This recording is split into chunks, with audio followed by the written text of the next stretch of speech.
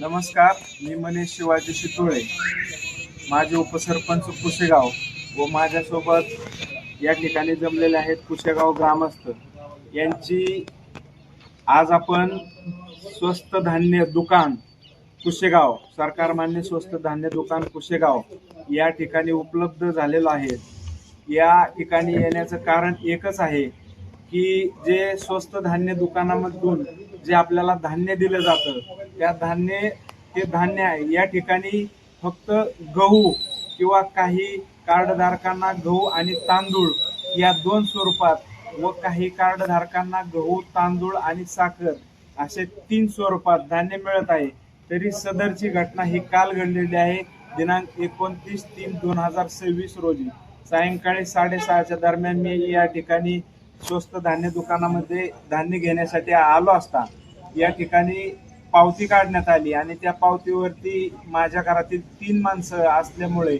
मला एकूण 15 किलो धान्य मिळत असतं, प्रत्येकी 5 किलो धान्य। याप्रमाणे गहू तांदूळ आणि ज्वारी अशी या ठिकाणी प्रिंट काढली आणि मला फक्त गहू आणि तांदूळ देण्यात आलं। याबाबत मी प्रश्न उपस्थित केला असता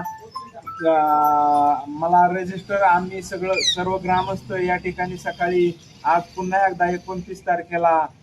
30 तारखेला या ठिकाणी आपण सगळे जमलेलो आहेत आणि 30 तारखेला आम्ही सर्व ग्रामस्थांनी या ठिकाणी स्वस्त धान्य दुकानात येऊन चौकशी केली असता त्यांनी त्यांचं रजिस्टर या ठिकाणी दाखवलेलं आहे आणि त्यामध्ये त्यांनी सांगितलेलं आहे की या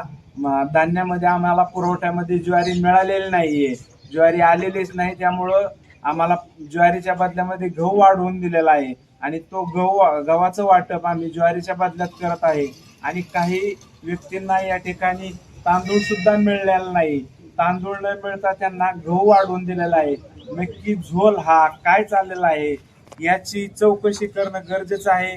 कारण की ग्रामस्थ आणि दुकानदार यांच्या संभ्रमाचं वातावरण निर्माण होऊन या ठिकाणी कायदा आणि सुव्यवस्था बिघडण्याचं काम होणार आहे। तरी शासनाने याच्यावरती दखल घ्यावी आणि जो कोणी या विषयामध्ये दोषी असेल यावर योग्य ती कायदेशीर कारवाई करावी आणि सखोल चौकशी करून गावाला न्याय मिळावा एवढीच विनंती करतो। धन्यवाद।